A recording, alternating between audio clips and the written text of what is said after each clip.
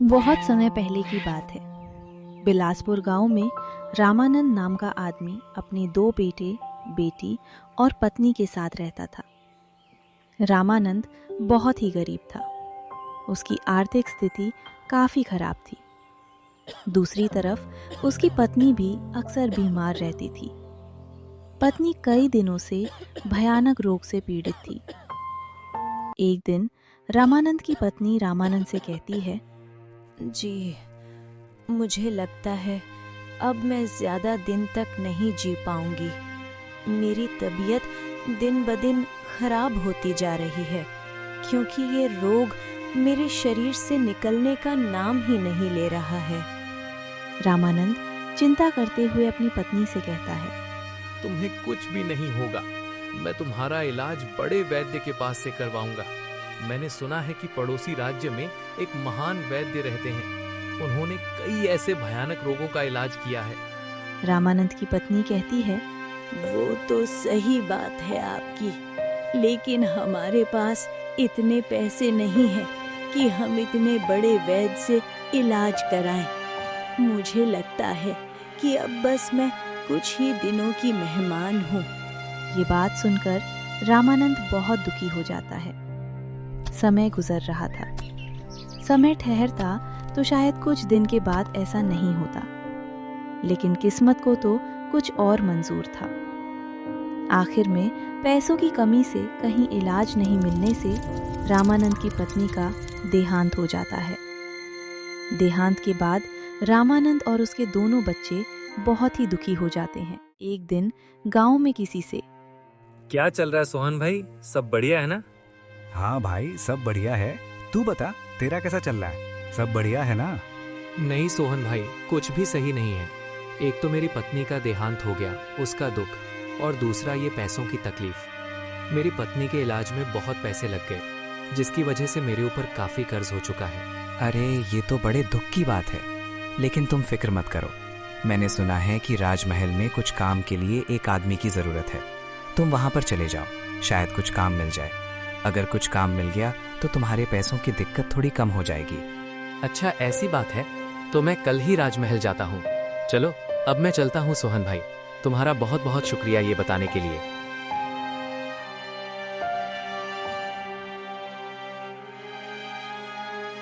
अगले दिन सुबह रामानंद राजमहल के लिए जाता है। वहां पर जाते ही उसे महल का मंत्री मिल जाता है। ए, कौन हो तुम और यहाँ कहाँ जा रहे हो? मंत्री जी, मैं बिलासपुर का रहने वाला हूँ। मुझे पता चला है कि राजमहल में एक कामदार की जरूरत है। क्या ये सच बात है? हाँ भाई, ये सच है। हमें एक धोबी की जरूरत है जो राजमहल के लिए वस्त्र धो कर दे। क्या तुम वस्त्र धोने का काम कर सकोगे? हाँ, मैं ये काम आसानी से कर सकता हूँ। लेकिन हाँ, ध्यान से काम करना होगा क्योंकि राजा और महारानी के वस्त्र होंगे। तुम्हें पता भी है वो कितने मूल्यवान होते हैं। हाँ हाँ, मुझे पता है। आप चिंता मुक्त हो जाइए क्योंकि मैं अच्छी तरह से ये काम करूंगा। हाँ तो ठीक है, फिर तुम कल से काम पर आ जाना। ये सुनकर रामानंद की खुशी का कोई ठिकाना नहीं रहता। वो जल्दी से अपने घर पहुंचता है। अपने पिताजी को इतना खुश देखकर उसके बेटे ने पूछा, क्या हुआ पिताजी, आज आप बड़े खुश लग रहे हो? हाँ बेटा, वो क्या है ना कि मुझे राजमहल में कपड़े धोने का काम मिल गया है, जिससे अब हमारा कर्ज धीरे धीरे करके पूरा हो जाएगा। वाह, ये तो बहुत ही अच्छी बात है पिताजी। मैं भी कल से आपके साथ काम पे चलता हूँ ताकि हमें और भी ज्यादा पैसे मिल सके। नहीं नहीं बेटा, अभी नहीं। अभी तुम्हें काम करने की कोई जरूरत नहीं है। अभी मैं अकेला ही काफी हूँ काम करने के लिए। अगले दिन सुबह रामानंद राजमहल में कपड़े धोने का काम करने के लिए निकल जाता है। उसे वहां पर महल के मंत्री जी मिलते हैं। वो मंत्री जी से बोलता है, मंत्री जी बताएं, कहाँ पे हैं वस्त्र? हाँ, वस्त्र तो ये रहे, मगर तुम्हें एकदम अच्छे से और ध्यान से धोना होगा क्योंकि ये राजा और महारानी के वस्त्र हैं जो बहुत ही कीमती हैं। एक भी वस्त्र इधर से उधर नहीं होना चाहिए। रामानंद कहता है, आप मुझ पर विश्वास रखें। आप जितने वस्त्र मुझे दोगे मैं उतने ही वापस करूंगा। उसके बाद से रामानंद वहां पर वस्त्र धोने का काम करने लगता है। कुछ महीने बीत जाते हैं, लेकिन रामानंद की गरीबी खत्म ही नहीं हो रही थी। एक दिन रामानंद कपड़े धोकर राजमहल से अपने घर जाता है। तभी थोड़ी देर में उसके घर पर गांव का एक सेठ आता है। आइए सेठ जी, बैठिए। मैं यहाँ पर बैठने नहीं, बल्कि तुम्हें कुछ याद दिलाने आया हूँ। मैं कुछ समझा नहीं सेठ जी, आप मुझे क्या याद दिलाने आए हो? क्या भूल रहा हूँ मैं? अबे भोला मत बन। तेरी पत्नी के इलाज के लिए जो तूने मुझसे पैसे लिए थे वो कब दे रहा है? माफ कीजिएगा सेठ जी, लेकिन अभी मैं जो पैसे कमा रहा हूँ उससे घर का खर्च भी नहीं चल रहा। अरे तो इसमें मैं क्या करूं? तुम्हारे ब्याज सहित 1 लाख हो गए हैं। क्या 1 लाख हो गए हैं? सेठ जी, इतने पैसे मैं कहाँ से चुकाऊंगा? जहां मर्जी वहां से चुका, मुझे क्या। मुझे तो बस मेरे 1 लाख रुपए चाहिए। अगर समय पर नहीं दे पाए तो ब्याज तो बढ़ेगा ही, साथ में तुम्हें अपना मकान खाली करना पड़ेगा। इतना कहकर सेठ गुस्से में वहां से चला जाता है। ये सब सुनकर रामानंद बहुत दुखी हो जाता है। हे भगवान, अब मैं क्या करूं? इतने सारे पैसे कहां से चुकाऊं? और अगर नहीं चुका पाया तो ये सेठ मेरा घर हड़प लेगा। मैं अपने बच्चों को कहां रखूंगा? घर में 2 वक्त का आटा भी नहीं है और 1 लाख रुपए मैं कहां से लाऊंगा? रामानंद दुखी होकर बैठ जाता है। तभी थोड़ी देर बाद उसके घर पर एक ज्ञानी साधु बाबा आते हैं। अलख निरंजन, अलख निरंजन, क्या कर रहे हो बेटा? मुझे बहुत प्यास और भूख लगी है। मुझे कुछ खाना ला कर दे सकते हो क्या बेटा? मैं भूख से तड़प रहा हूँ, कृपया मेरी मदद करो। आइए साधु महाराज, बैठिए। मैं आपके लिए कुछ खाना और पानी लेकर आता हूँ। रामानंद साधु महाराज को पानी पिलाता है और साधु के लिए खाना भी लेकर आता है। मुझे क्षमा करें महाराज, लेकिन घर में सिर्फ 2 ही रोटी का आटा बचा हुआ था। ये खाना शायद आपके लिए पर्याप्त नहीं होगा, लेकिन मैं क्या करूं महाराज, मेरे ऊपर गरीबी ही इतनी है। अरे बेटा, तुम क्षमा क्यों मांग रहे हो? ये खाना मेरे लिए पर्याप्त नहीं भी होगा तो क्या हुआ? तुमने अपने और अपने परिवार के बारे में भी नहीं सोचा और मुझे ये खाना दे दिया। इससे बड़ी बात और क्या हो सकती है? साधु को खाना खिलाना तो हमारा धर्म है, लेकिन गरीबी इतनी है कि मैं आपको पर्याप्त भोजन नहीं करा सकता। लेकिन महाराज, आप तो योगी हो, आप मुझे बता सकते हो कि मैं इस गरीबी से कैसे बाहर निकलूं? वैसे इस गरीबी से निकलने का एक ही रास्ता है, वो है अच्छी शिक्षा। तुम तो अब शिक्षा ग्रहण नहीं कर सकते, लेकिन तुम अपने बच्चे को अच्छी शिक्षा कहीं से दिलवा सकते हो। महाराज, आपकी बात बिल्कुल सही है। मैं भी अपने बच्चे को शिक्षा दिलवाना चाहता हूँ, मगर फिर से बात गरीबी पर ही आ जाती है। मेरे पास इतने पैसे नहीं हैं कि मैं अपने लड़के को अच्छी शिक्षा दिलवा सकूं। कोई बात नहीं बेटा, मैं तुम्हारे बच्चे को अपने साथ ले जाता हूँ और उसे अच्छी शिक्षा देकर एक विद्वान पुरुष बना दूंगा। अरे वाह साधु महाराज, इससे अच्छा और क्या हो सकता है। आपका बहुत बहुत धन्यवाद महाराज। रामानंद अपने बेटे रमेश को बुलाता है। रमेश, ओ रमेश, कहाँ हो? देखो कौन आए हैं। रामानंद के बुलाने पर उसका बेटा रमेश वहां आता है और क्या हुआ पिताजी, आपने मुझे क्यों बुलाया? रमेश के ऐसा पूछने पर रामानंद उससे कहता है, बेटा ये साधु महाराज है, ये तुम्हें अपने साथ शिक्षा ग्रहण करने के लिए ले जा रहे हैं। बेटा अगर तुम शिक्षा ग्रहण कर लोगे तो हमारी गरीबी दूर हो जाएगी, तो तुम जाओगे ना बेटा? अरे पिताजी, ये भी कोई पूछने वाली बात है? मैं अवश्य जाऊंगा और आगे जाकर हमारी गरीबी दूर करूंगा।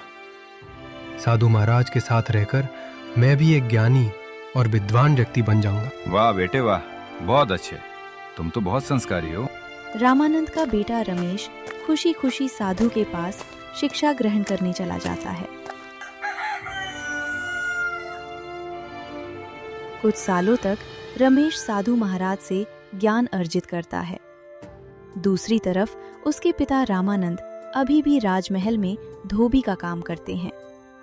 रमेश 10 सालों तक साधु महाराज के पास रहता है और एक विद्वान ज्ञानी पुरुष बन जाता है। पुत्र रमेश, आज से तुम्हारी शिक्षा पूरी होती है। उम्मीद है तुम शिक्षा से प्राप्त ज्ञान का उपयोग अच्छे कार्य के लिए करोगे। अवश्य महाराज। अच्छा, तो मुझे अब आज्ञा दीजिए घर लौटने की। रमेश साधु से आज्ञा लेकर अपने घर की ओर निकल जाता है। घर पर रामानंद और उसकी बेटी रमेश का इंतजार कर रहे थे। पिताजी, भाई कब आएगा? अब तो 10 साल हो गए उसको देखे बिना। अभी आएगा बेटा, वो अभी आता ही होगा। तभी वहां पर रमेश नहीं बल्कि राजमहल से राजा का एक सैनिक आ जाता है और कहता है, रमाकांत धोबी, तुम्हें इसी वक्त राजा और मंत्री जी ने राजमहल में हाजिर होने का आदेश दिया है। ये सुनकर रामानंद गहरी सोच में डूब जाता है और वो सैनिक के साथ तुरंत ही राजमहल में प्रस्तुत होता है। महाराज, यही है वो चोर जिसने आपके और महारानी के कीमती वस्त्र चुराए हैं। ये सुनकर रामानंद के पैरों तले जमीन खिसक जाती है। रामानंद महाराज से कहता है, ये आप क्या कह रहे हैं? नहीं महाराज, मैंने कोई भी चोरी नहीं की है, ये सरासर झूठ है। महाराज, ये धोबी झूठ बोल रहा है। हमारे सेवक ने इसे 10 वस्त्र धोने को दिए थे और इस धोबी ने जब वापस दिए तो सिर्फ 8 वस्त्र ही निकले। नहीं नहीं महाराज, सेवक ने मुझे सिर्फ 8 ही वस्त्र धोने के लिए दिए थे और मैंने 8 ही वस्त्रों को वापस लौटा दिया है। अगर ऐसी बात है तो मेरे वो 2 वस्त्र कहाँ गए? क्या महाराज, आप भी जब वस्त्र ये ही धोकर लाता है तो वस्त्र इस धोबी ने ही चुराए होंगे ना, और फिर उनको बेच दिए। नहीं नहीं महाराज, आप मेरा विश्वास करो, मैं ऐसा कभी नहीं कर सकता। अच्छा, ऐसी बात है तो बताओ, तुम्हारे पास क्या सबूत है कि तुमने वस्त्र नहीं चुराए? वस्त्र तो सिर्फ तुम्हारे पास ही आते हैं धुलाई के लिए। महाराज, मैं क्या सबूत दूं आपको कि मैंने नहीं चुराए वस्त्र? सेवक ने जितने वस्त्र दिए थे उतने ही मैंने आपको वापस दिए हैं। देखो, ये सब बातें यहाँ पर नहीं चलेंगी। राजकार्य सिर्फ सबूतों से ही चलता है। कल सुबह तुम अपना सबूत लेकर आना, वरना चोरी के जुर्म में 10 साल कारावास में बिताने होंगे। ये सुनकर रामानंद चिंतित हो जाता है और वापस अपने घर पर आ जाता है। क्या हुआ पिताजी? राजमहल क्यों गए थे आप अचानक, और आप इतने चिंतित क्यों लग रहे हैं? क्या बताऊं बेटा, मैं तुम्हारे आने की खुशी भी नहीं मना पाया। मंत्री ने मेरे ऊपर आरोप लगाया है कि मैंने महाराज के सोने के तार लगे हुए वस्त्र चुराए हैं। उसने कहा है कि सेवक ने मुझे 10 वस्त्र दिए थे और 2 वस्त्र गायब हैं जो मैंने चुराए हैं। अरे ऐसे कैसे वो मंत्री किसी निर्दोष पे इल्जाम लगा सकता है? आपको याद है ना पिताजी कि आपको 8 वस्त्र धोने के लिए दिए गए थे? हाँ बेटा, मुझे अच्छी तरह से याद है। हे भगवान, मेरे ऊपर पहले से दुख कम था क्या जो आपने मुझे इसके साथ जोड़ दिया? कोई बात नहीं पिताजी, आप दुखी मत होइए। हमें पता है कि आप निर्दोष हैं। रमेश अपनी छोटी बहन से पूछता है, छोटी, राजमहल से जब सेवक पिताजी को कपड़े धोने के लिए देने आए थे तो उसने कितने वस्त्र दिए थे? तुम्हें याद है ना? हाँ भैया, मुझे अच्छी तरह से याद है। सेवक ने पिताजी को 8 वस्त्र ही धोने को दिए थे। हाँ बेटा, ये बात तो हम सभी जानते हैं, लेकिन राजा और मंत्री नहीं मान रहे हैं। राजा ने मुझे कहा है कि तुम्हें अपनी बात साबित करने के लिए कुछ सबूत देना होगा। उन्होंने मुझे कल तक का समय दिया है सबूत देने के लिए। पिताजी, अब आप बेफिक्र हो जाइए। मैंने जो शिक्षा साधु महाराज के पास ग्रहण की है वो किस काम आएगी भला? कल मैं राजा और मंत्री से बात करूंगा, फिर देखना कि वहां पर क्या होता है। अगले दिन सुबह रामानंद और उसका बेटा रमेश राजा के महल में जाते हैं। हाँ तो रामानंद धोबी, तुम सच हो? उस बात का कोई सबूत लाए हो क्या? तुमने सच कहा था, उस बात का कोई सबूत है तुम्हारे पास? ये सुनकर रमेश बोलता है, महाराज की जय हो। महाराज, मैं साबित करूंगा कि मेरे पिताजी सच है, वो कभी चोरी कर ही नहीं सकते। हाँ, लेकिन कुछ सबूत तो होना चाहिए ना। सबूत भी है महाराज। तो बताइए मंत्री जी, आप कह रहे हैं कि आपके सेवक ने धोने के लिए 10 वस्त्र दिए थे, उनमें से 2 वस्त्र गायब है, और पिताजी कह रहे थे मुझे सिर्फ 8 ही वस्त्र मिले हैं। हाँ, वही तो बात है कि सेवक ने 10 वस्त्र दिए थे और 2 तुम्हारे पिताजी ने सोने की तार वाले चुरा के बेच दिए। अच्छा, तो जिस समय आपने वस्त्र दिए उस समय वहाँ कौन कौन था? महाराज, मैंने जब 10 वस्त्र दिए थे तब रामानंद और उसकी बेटी ही वहां पर मौजूद थे, इसीलिए ये लड़का अपनी बहन का सबूत देगा महाराज। अरे ये लड़का तो अपनी बहन का सबूत देगा तो वो भी यही बोलेगी ना कि पिताजी ने चोरी नहीं की, लेकिन हम वो कैसे मान लें? हाँ लड़के, देखो, ऐसा सबूत यहाँ पर नहीं चलेगा। मंत्री जी, आपके सेवक के पास क्या सबूत है कि उसने 10 वस्त्र धोने के लिए दिए थे? अरे लड़के, तू राजमहल के मंत्री और सेवक के ऊपर शक कर रहा है क्या? मुझे ऐसे ही महाराज ने मंत्री बना दिया है? और रही बात सेवक की, तो वो कभी भी ऐसा नहीं कर सकता। अगर आपके सेवक ऐसा काम नहीं कर सकते, वैसे ही मेरे पिताजी भी ऐसा नहीं कर सकते। ओ लड़के, तू ये सब घुमा फिरा के बातें करना बंद कर। तेरे पास अगर कोई प्रमाण है कि तेरे पिताजी ने चोरी नहीं की है तो साबित कर। हाँ लड़के, तुम मंत्री के ऊपर और सेवक के ऊपर झूठा इल्जाम लगाना छोड़ दो। कोई सबूत है तो बताओ, वरना रामानंद को हम जेल में डाल देंगे। महाराज, मंत्री, सेवक, आप शांत हो जाइए। मेरे पास सबूत हमारे घर का पेड़ है। अरे वो पेड़ क्या बोलेगा कि रामानंद धोबी ने चोरी नहीं की है? मुझे लगता है कि तुम्हारे पास कोई सबूत ही नहीं है, इसीलिए तुम ये सब बहाने बना रहे हो ताकि तुम्हारे पिताजी चोरी करने के बावजूद भी बच जाएं। तभी महाराज बोल पड़ा। अरे ये क्या बात हुई भाई? कोई पेड़ कैसे बताएगा? ये थोड़ी ना संभव है। पेड़ यहाँ पर आकर थोड़ी ना बताएगा हमें। अरे हम पेड़ के पास भी जाएंगे, लेकिन पेड़ बोलता भी है क्या? देखो युवक, जो है वो सच बोलो। ये क्या बात हुई कि पेड़ सच का जवाब देगा? पेड़ तो नहीं आएगा महाराज, लेकिन हम पेड़ के पास जाकर सच क्या है वो उगलवा सकते हैं। कहने का मतलब है कि हम उस पेड़ के पास जाकर उसे पूछते हैं। हमें पेड़ के पास जाना पड़ेगा। अरे हम पेड़ के पास भी जाएंगे, लेकिन पेड़ बोलता भी है क्या? अरे मुझे लगता है कि ये लड़का मानसिक बीमारी से पीड़ित है, बस। नहीं महाराज, मैं कोई पागल वागल नहीं हूँ। मैंने शिवनाथ योगी से 10 साल की शिक्षा ग्रहण की है। शिवनाथ साधु महाराज ने मुझे योग माया भी सिखाई है, जिससे मैं किसी भी निर्जीव वस्तु को अपनी शक्ति और शिक्षा से उन्हें बुलवा सकता हूँ। आपको अगर विश्वास ना हो तो चलिए मेरे घर पर, क्या सत्य है और क्या झूठ है सब पता चल जाएगा। ये बात सुनते ही मंत्री के चेहरे पर डर दिखने लगी। क्या सच में वो पेड़ बोल सकता है? हाँ मंत्री जी, मैंने भी शिवनाथ योगी बाबा की शिक्षा के बारे में काफी सुना है। शायद ये लड़का जो कह रहा है वो सत्य हो सकता है। चलो सब उस पेड़ के पास चलते हैं और देखते हैं क्या सच है। राजा का ये आदेश सुनकर मंत्री काफी ज्यादा डर सहम जाता है। उसको लगने लगता है कि अब वो पेड़ सब बोल देगा। ये सोचकर मंत्री हड़बड़ाते हुए बोला, महाराज, मुझे अभी याद आया कि वो वस्त्र मैंने गलती से अपने कमरे में ही छोड़ दिए थे। मुझे अभी याद आया। ये क्या बोल रहे हो मंत्री? मुझे अभी भी दाल में कुछ काला लग रहा है। साफ साफ बताओ, क्या बात है? महाराज, मंत्री हमसे कुछ छुपा रहे हैं, तभी वो ये सब बोल रहे हैं। मंत्री जी, जो भी है सच बोल दो, वरना हमें उस पेड़ से ही जाकर पूछना पड़ेगा। महाराज, मुझे माफ कर दीजिए महाराज। दरअसल वो वस्त्र मैंने ही चुराए हैं और सोने के तार बेच के उसे जो पैसे मिले उसे मैंने अपने पास रख लिए। ये क्या बोल रहे हो मंत्री? तुम्हारी इतनी हिम्मत! अरे मुझे तो तुम्हें अपना मंत्री कहने में भी शर्म आ रही है। सैनिकों, इस मंत्री को अभी मेरी आंखों से दूर ले जाओ और कारागार में डाल दो। वाह रमेश बेटा, वाह, तुमने तो कमाल कर दिया। क्या तुम सच में ऐसी विद्या जानते हो जिससे तुम निर्जीव वस्तु में भी जान डाल सको? नहीं नहीं महाराज, वो तो मैंने सच उगलवाने के लिए नाटक रचा था। वाह, बहुत खूब बेटा। आज से हम तुम्हें अपना मंत्री बनाते हैं।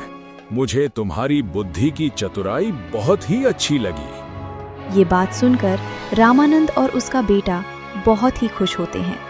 वाह बेटा, तुम्हारी वजह से आज मैं कारागृह जाने से बच गया और अब मेरी सारी गरीबी और कर्ज उतर जाएगा। वो साधु महाराज ने सच कहा था कि शिक्षा से तुम अपनी गरीबी को दूर कर सकते हो। नहीं पिताजी, ये सब आपकी ही कृपा है जो आपने मुझे इस काबिल बनाया। इसी तरह रमेश, उसके पिता रामानंद और उसकी बहन खुशी खुशी महल में रहकर अपना जीवन व्यतीत करने लगे और गरीबी से बाहर निकल गए।